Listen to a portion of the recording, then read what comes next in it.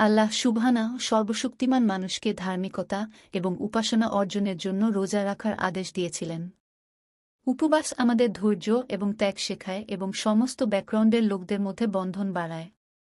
প্রাতরাশ পরিবার এবং বন্ধুদের সাথে যোগাযোগ করার এবং গাড স্বর আমাদের যে আশীর্বাদ দিয়েছেন তা ভাগ করে নেওয়ার একটি সুযোগ। রমজানের পরিবেশ আধ্যাত্মিকতা এবং আশায় পূর্ণ, যেহেতু সমাজগুলি সহযোগিতা এবং স্নেহের একটি অবস্থা পুনরুদ্ধার করে।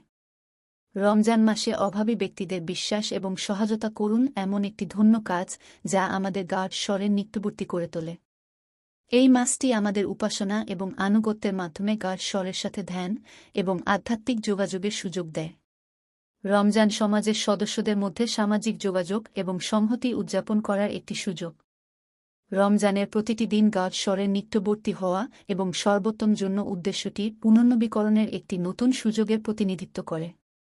ঈদ আল ফিতর হল রমজান মাসের সমাপ্তি এবং লোকেরা একসাথে উদযাপনের জন্য